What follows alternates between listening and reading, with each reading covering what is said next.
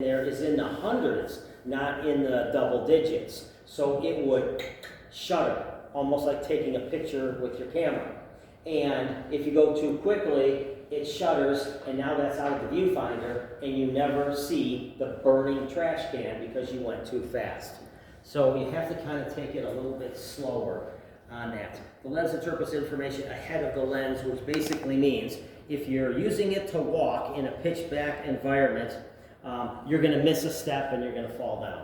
It sees about 3 feet ahead of the image. So your lens is here and it starts reading about here. So it doesn't quite make sense to your mind, which for 16, 17, 18 years, your foot goes here and you see that. And here, you're not seeing that.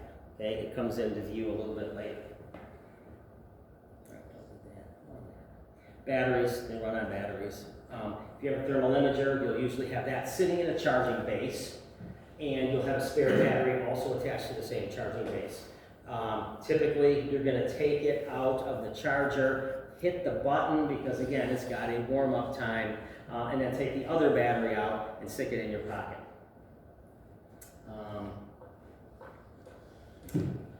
So again, we can tell that the inside of this building has the fire in it. It is starting to heat up through the roof, as you could guess, because that is what heat does, goes up. So those building components are getting hotter.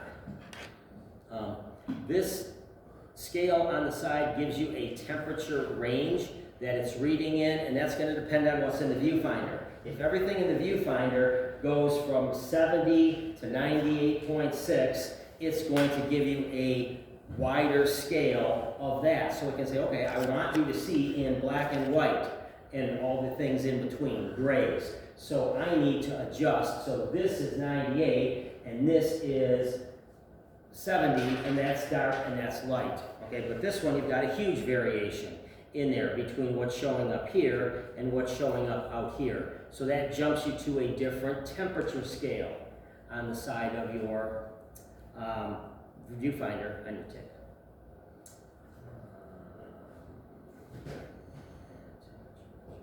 Okay, so picture of a pot of spaghetti on my stove, or maybe it isn't spaghetti, in which case it would be what? An impasta. Alright, and then the same thing through the viewfinder of the lens.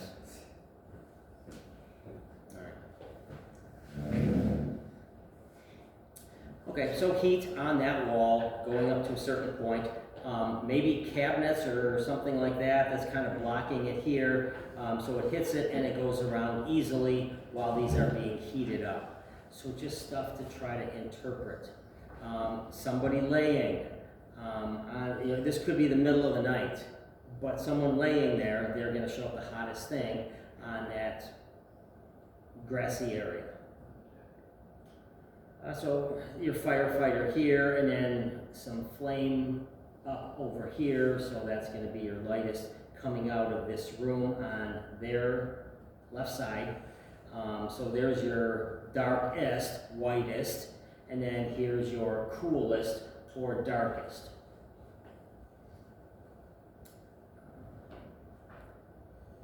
So if we are moving as a crew with a tick, look for the landmarks and the direction you're moving and share what you see, because we're going to have one tick between our crew typically. Some of the current SCBA out there, Canton has them in their console, they have a tick. Okay, just like the cops now pretty much all have body cameras, they have ticks that display an image up here in your shield. So every firefighter has a tick. Not everyone is at that point yet. So typically you have one tick per group. So share what you're seeing. Don't just say, oh wow, that's cool. This will be a challenge for you guys. Good luck. It's like, oh, we need to do something here. So Alan, take the right side of this room. You're going to get the bed and a window, and then you got a long hallway, and then you're going to meet at the door. Albright, go to the left. You've got a closet on your side and a chair. And then I'll meet you once you hit the wall. And yeah, Alan, you're almost to the wall right now. Okay, all right, you're in the closet, you good, you're already in there, okay, how you doing in there, and then move on. So just share what you have. So obviously some hot spots here, presumably above, so this is still good sealing, and this is a hole into the attic where the fire is. A tank car that is heating up, obviously from like maybe around this end, but where is the heat first going? What's the best conductor in it? Is it the liquid or the gas, or is it the metal components that make up the framework of the tank car? And as you know, metal's a good conductor, so that's what you're starting to see here. All the ribs in the tank car heating up first. Common risk of standing, walking in unsafe environment. So again, the rule is always, if you cannot see where your foot is going to hit the ground, you need to be on your hands and knees. It eliminates falling. Abandoning traditional safe search techniques, that's a piece of technology. It can go out at any time. So don't lose your walls. Again, we already know where we're at. Albright's in the closet, Alan's at the back of the room. I've got the tick which just now went out. Okay, I lost our tick, so Albright, continue. Once you get out of that closet, continue on, meet us at the back of the room. I am going to do a right-hand search because there's no closet that I have to deal with, and I'm going to meet you all at the back of the room. Inappropriate speed of advancement. It is a common thought that if you can see, you don't have to search, but that's not the case here. It can't see behind objects, all those types of things, behind that closet door. So we do need to take the time to do that. Underneath the bed, image misinterpretation, technology misapplication. Don't forget your basics, stay low. So here's one that hopefully we saw by looking out with your sight out of one of the bay windows, but then hold the thermal imager up there, and what do you see? A reflection of yourself. You can't see. That's the exact same thing, only using your camera and using your thermal imager and taking the picture. That is us reflecting back. So you have to realize that it cannot see through glass, which that's so common for us that it's got a problem in it. They take a garbage bag and show you this one. Yeah, all right. So garbage bag, you know, some light plastic like that, tarps and things like that. And you can see him that he's still kind of holding it here, but you can make everything out completely underneath there. So some good, some bad. Cannot see through water at all. So if Berkshire were in the pool and I put the thermal imager, whatever's above the water level, head, maybe shoulders and stuff like that, I would see that. Nothing below. So using it for size up, in this case, because this has been burning a while, it can be useful and nice and practical there. This one obviously has no windows in it here because you can see the white flame coming out of it. So the time lapse between these, obviously they opened a window or something. You're not going to get much of a reading through glass. Although it might heat it up to the point where it does get white, but that one looks like something's coming out of the window, as if it broke, so I can't see it on the picture on the left.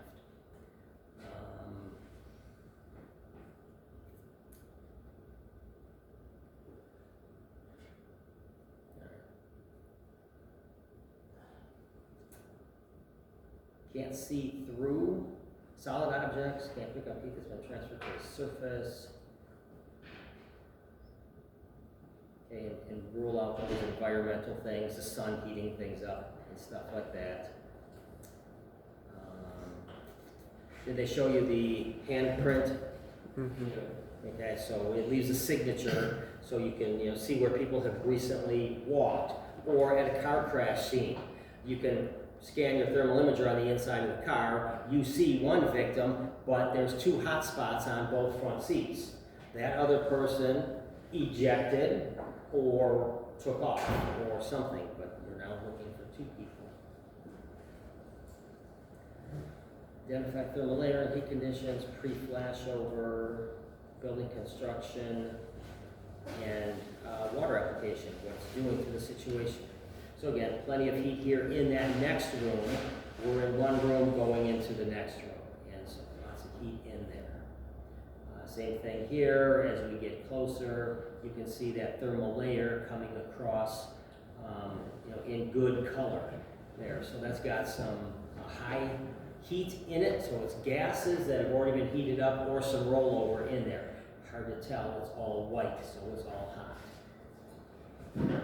Obviously, the heat is behind that door. You can see that easily, more so at the top than the bottom. And then notice the firefighter. Helmet, very dark, very cool, just came in from the outside. SCBA air cylinder, very cool, just came in from the outside.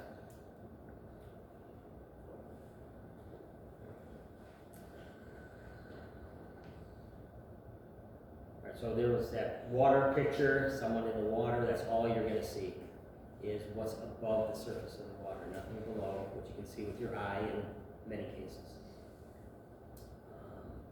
And again, there's a person there. This was a bad guy that a helicopter caught and was able to direct the police to him.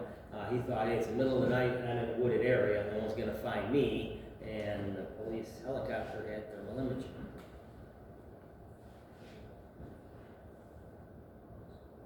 All right, so heat, whatever this is showing, a door behind there. Oh, I did. Okay, I think there's a picture of an amputated body part. Okay, so someone cuts their finger off on a machine. We're going to try to reattach it. Don't make the decision yourself. Bring it to the hospital. They make the decision on is it going to be reattachable or not. Thermal imager. There it is. Fingertip. Cut off there. So that can help us there. Everything else is just chips. So it's just laying in a chip pan. All right, so guy sitting, again, so this would be that example of you in this classroom. You're in a 70-degree room, you're 98.6 degrees. So you are going to be, is that a boy band? 98 degrees. Is it?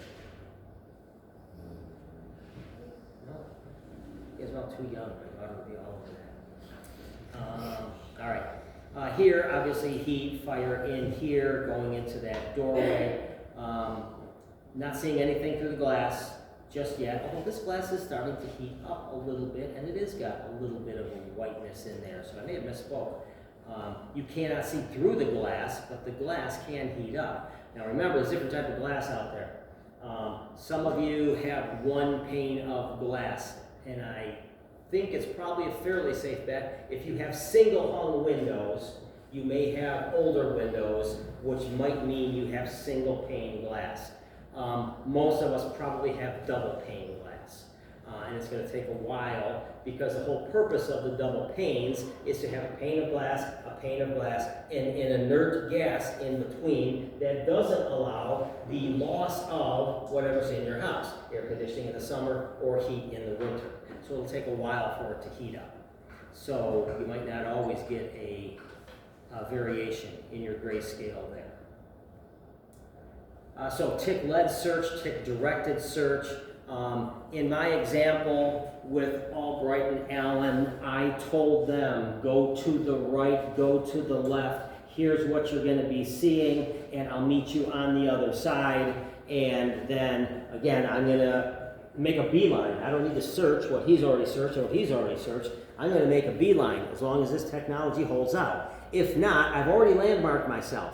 I know there's a closet there, I know there's a chair there, I know there's a bed there, there's a window there, and I know exactly where they are. So if this fails, I just 90 degrees, and I'm here and I'm on the right wall, which has the bed and the window, and I meet up with my crew back there. We're also in voice contact as well, even without visual. The other one is a tick lead search. So tick lead search is I'm going to start going in, and I scan the room, and as I get to the end of the room, I am going to bring you in and go to the right-hand side, and you're coming to me. Go to the left-hand side, you're coming to me, and I'm telling you that. That way it's very easy. The first one, I may miss someone underneath the bed or behind a chair. If I go in first, then I'm more likely to find someone behind the chair, or if I see all sides of the bed, I may catch an appendage sticking out. but it also takes more time as I get ahead of the crew and work my way across and then turn around and bring them to me.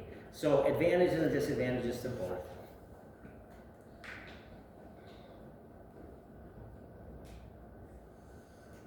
I think that is it. Sure didn't have a fancy ending on this one, did I? All right. It's not the traditional IFSTA. Do you have any questions about this content? You should just put that in there. Questions on TIC though, yeah. So for these packs with the TIC on it, is it like a monitor on half the side of the mask, or what's it look like from inside the mask? There is, it's like your HUD almost up here. So there's a display up there. If I remember correctly, I went there and checked them out when they first got them. Or am I confusing that with the HUD for the tank? So, or was it the, you had a, yeah, you probably look it up.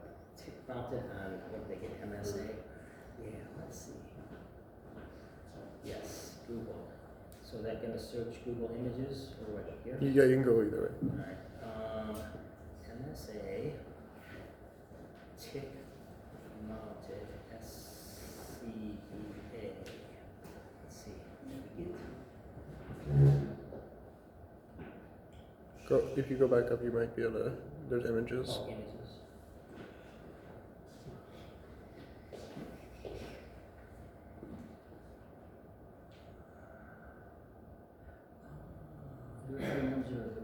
Okay, so it is in the console.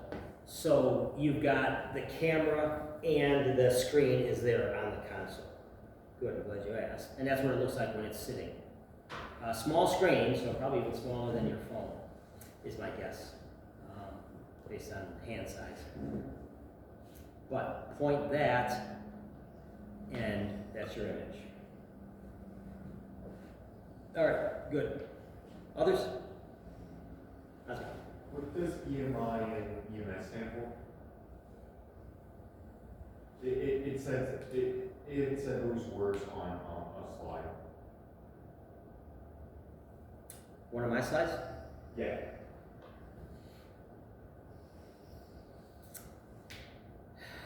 Near the end? Near the end, yeah.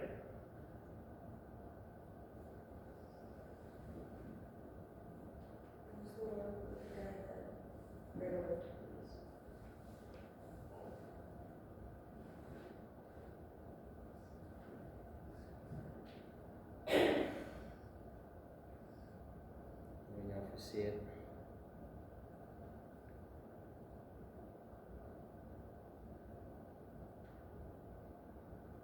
I think it goes more back the other way. I'm going backwards, I believe. It was towards the end, like it was like. Well, probably it's towards the beginning. Aren't we at the back, moving toward the front? Yeah, but it was like towards the back. So, It just wasn't loaded in yet. It's one of the ones with the pictures. Right there. Oh, EMS, yes, yeah. Mass casualty incident. Emergency. Emergency medical services Oh, or mass casualty incident. All right. Others? All right, let's take a break.